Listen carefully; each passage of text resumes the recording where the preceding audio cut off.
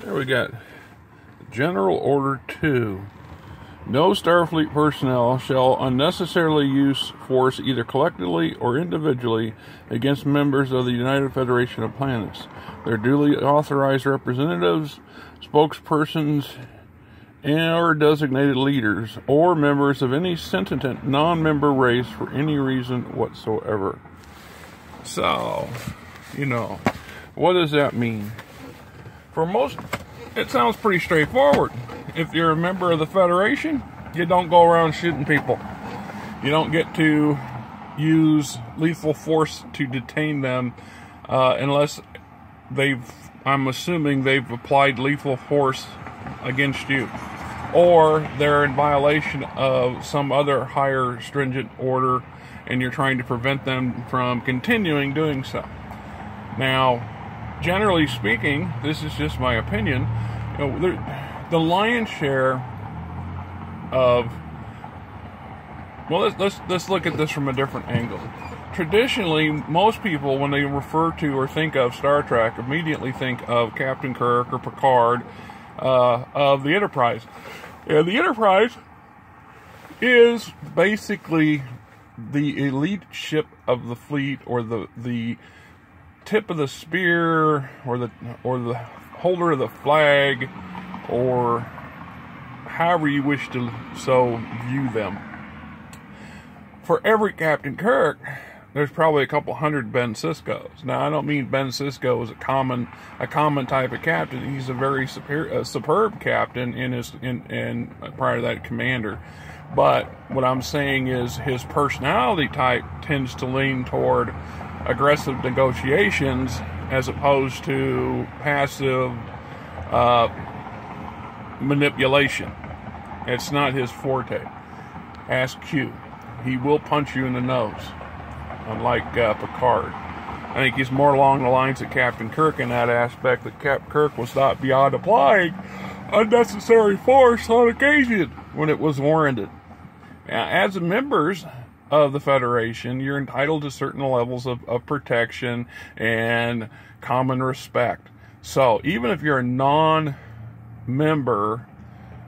of the Federation, that implies that there are quite a few sentient and non-sentient races, although I don't know how you get a non-sentient race, in the Federation's sphere of influence, and they may have, for one reason or another, chose not to join the Federation directly and become a member state, but have made inroads and ties to be considered a protectorate, or under the wing, so to speak, of Federation. And then there, of course, are certain sentient races within the Federation's boundaries that do not meet the three major requirements by the Articles of Federation to become members of the Federation. And yet they're still considered wards of the state or protectorates thereof. So these people and their business is more or less protected by Starfleet Order, General Order Number 2. This is also can be applied, in my eyes, to many non-members, Federation members, who are Federation friendly. There are quite a few races that have chosen not to belong to the Federation, that are outside the Federation borders, that are considered allies or people in good standing. So they should not be harassed and molested and threatened and physically abused. This is to help give them some protection and to create some restraints for the captains and crews of the various starships. Now, like I said, going a little bit back full circle on this, when we look at the Enterprise as the exceptional ship of the fleet, there are literally thousands and thousands of ships. According to the early RPG book here, that's based off of the latter days of Captain Kirk's command and edging into the next generation, Starfleet had roughly 12,000 ships of various categories and classes. So that implies that there's a whole lot of people out there who are not top of the line.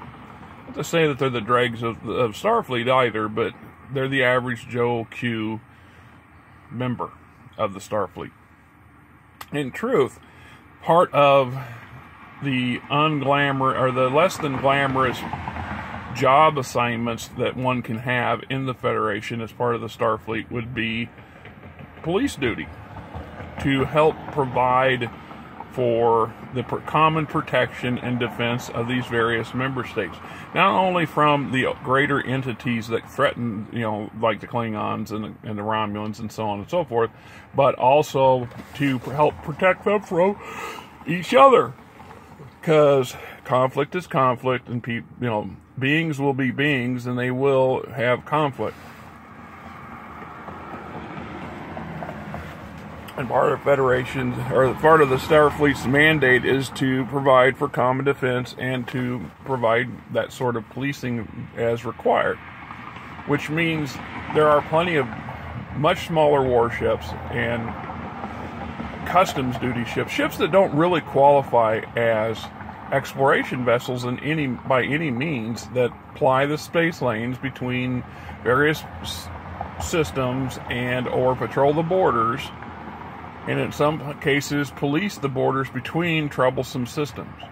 Just because a system or two of sentient beings have reached the requirements of the Articles of Federation to become a client member doesn't necessarily mean that they won't still have rivalries that can, occasionally flare up, which means at some point somebody needs to step in and do something about it.